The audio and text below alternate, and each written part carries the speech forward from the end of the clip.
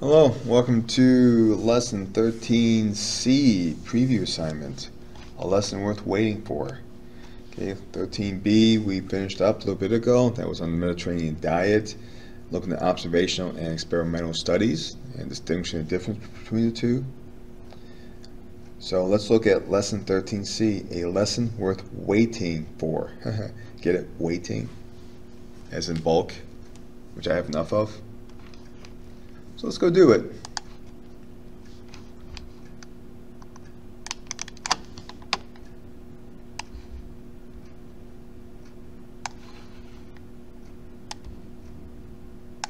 And the goal, determine whether a sample is representative of a population. Wow, did we do a good random sample? Buzzword is SRS, simple, random, sample. And whether you do stratified sample, block samples, more exotic samples, remains to be seen. Compute a mean, an average, and understand that there is more than one sampling method.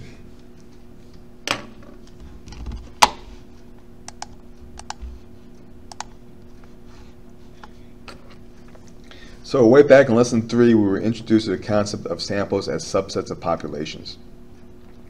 In the next class, you will delve further into the concept of using samples to represent entire populations. The tutorial for preview of Lesson 13, Part C, a lesson worth waiting for, begins here. Okay. So a representative sample, that means we will minimize bias.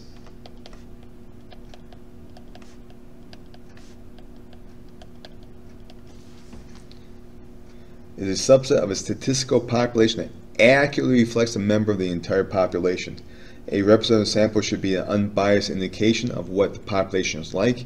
Ideally, members of the samples are selected from the appropriate population in some random way, although even randomness is less important than representativeness. Okay. What do I mean by that? Say you want to find the average height of men in, say, Green Bay. So I want the average height of men, so I guess we're going to take all up. So we're going to take a sample, which is going to sample men, I'm going to use that loosely, men who are in the 7th grade. Why 7th grade? Just for argument here. So if I limit my sampling to just boys that are in the 7th grade, is that going to be a good representative sample of finding the average height of men in Green Bay? Of course not. First of all, you're putting definitely a bias in. Are some 7th graders full grown? Yes. So you will get some appropriate height. I mean, I've seen 6'2" 7th graders. But most of the 7th graders are still, on the short side. They haven't reached full height yet. So that's what we mean by make sure you have a representative example, representative of the population. That's the extreme example, yes. Review the prompt. Suppose you want to research the hobbies of students on your campus by doing an in-depth personal interview with 10 randomly selected students. Assume your campus has approximately equal number of males and females. Is it possible that you randomly select groups of 10 students would have 9 males and 1 females? Is that possible, randomly selected?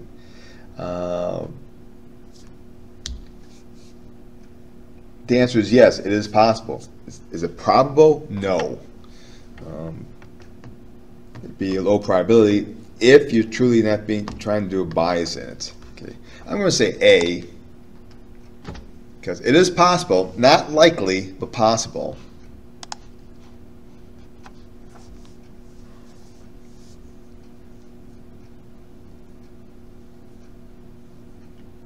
And yeah, they agree with me. It is possible that your sample could consist of 9 males and 1 females. The scenario illustrates a case where you have randomly selected samples that's not representative, though. So,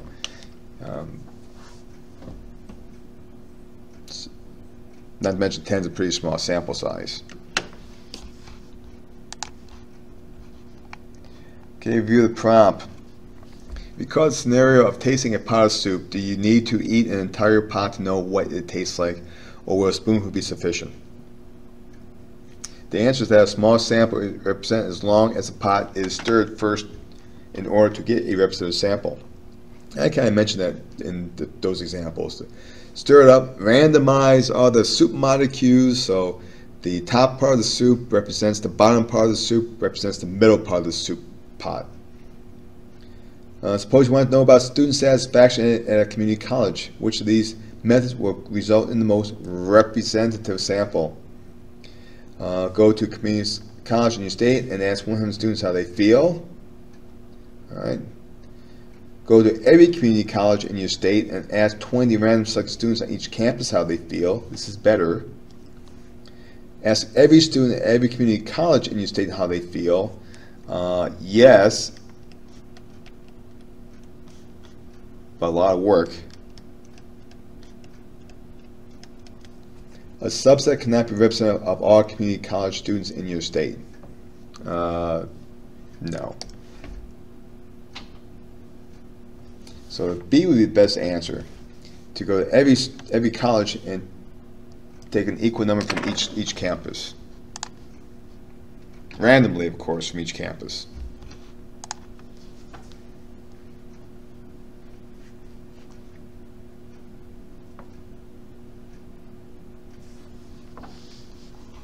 And like I said, a lot of work, which means cost and time.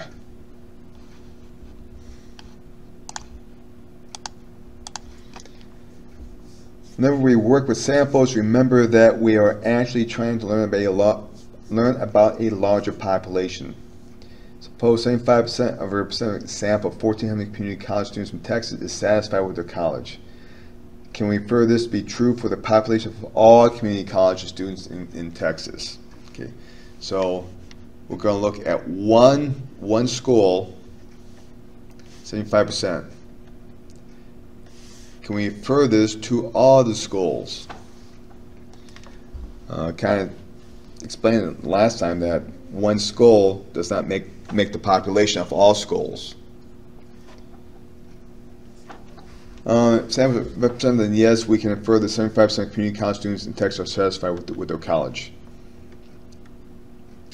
B, if the sample is representative, then yes, we can infer that about 75%, perhaps not exactly, of community college students are satisfied.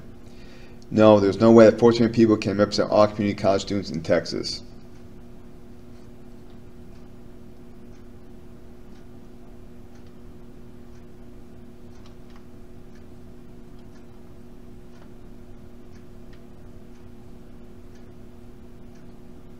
Oh, I read this guy wrong.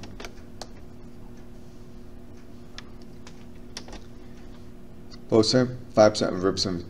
Okay, so they do have they do have representative example of 1,400 students from all community colleges in Texas.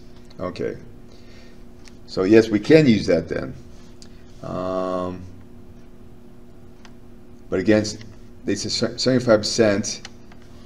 Of course, 75% is a representative, so it's like of the sample. So those A and B are very close, but this one says, but perhaps not exactly. Because statistics, one of the saying statistic is, the great thing about statistic is, you don't have to be exact. So even though A and B says the same, they both say the representative, if representative, and yes, we can infer, but we can't say 75% of all, okay, about 75%. So definitely B. Definitely B.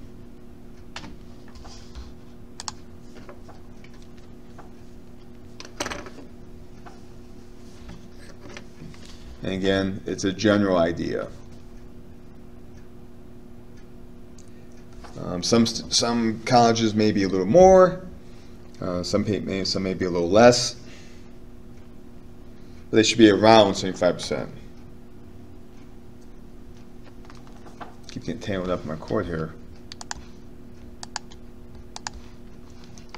Okay, next lesson, you will also need to be able to compute a mean. Suppose that you're surveying 5 classmates around you and found that they make the following hourly wages. So what is the mean? Again, remember, mean is to sum up all x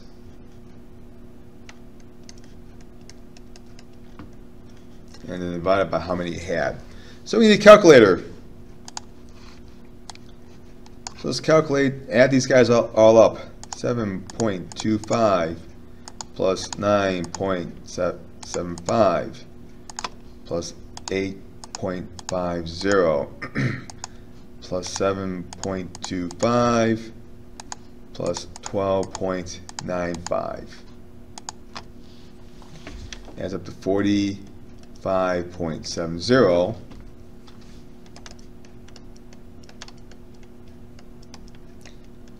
Divided among 5 students or 5 friends. Oops.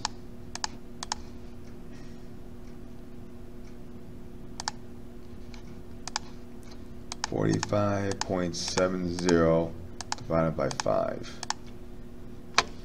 gives us $9.14 as a mean salary.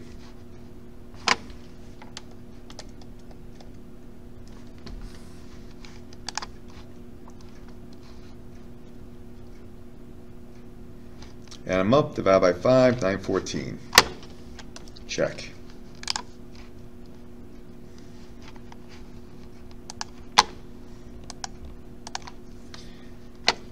Is your sample of 5 classmates representative of the population of students at your community college? See how it's worded again. Suppose that you survey 5 classmates sitting around you. So you're in a classroom and you conveniently pick 5 students that are around you.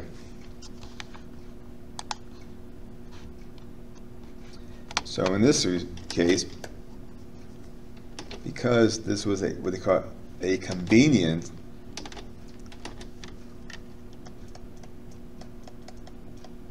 convenience sample,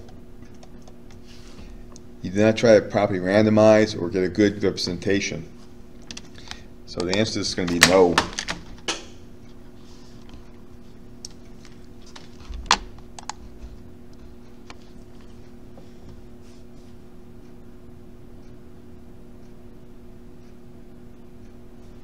And what this says. It was a lazy sample.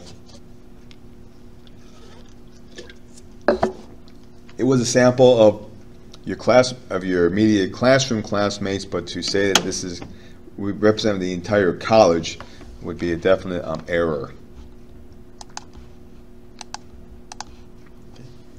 Research the following sampling methods: simple random sample, SRS, stratified, and write a brief description of the similarities and differences in the methods in your notebook and bring it to the next class. Wow, I bet that's going to be probably a question in the question section or maybe in the textbook. So do a Google search on simple random sample and stratified sampling and have answers ready.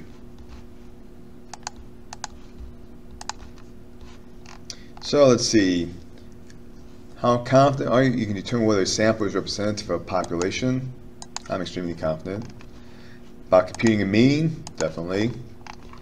And understanding there is more than one sampling method. Doesn't mean you understand it, but understand there are more than one sampling method.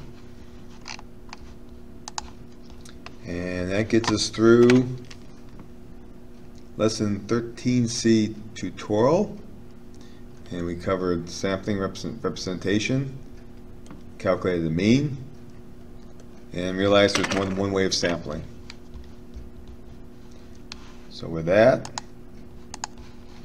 we are done with lesson 13C, lessons worth waiting for, and I shall see you shortly on question 1 through 6